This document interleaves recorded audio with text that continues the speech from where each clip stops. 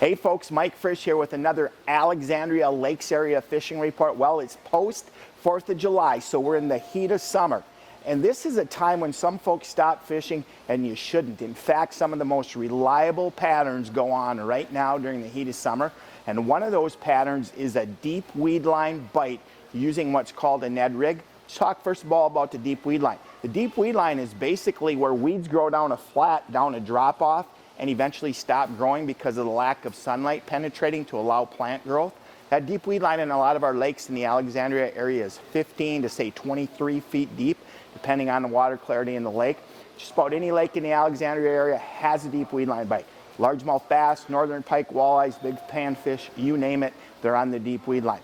This Ned rig that I'm talking about is actually a small jig head, an exposed jig head, like a 1/8 or a 1/16 ounce jig, with some form of small plastic bass bait.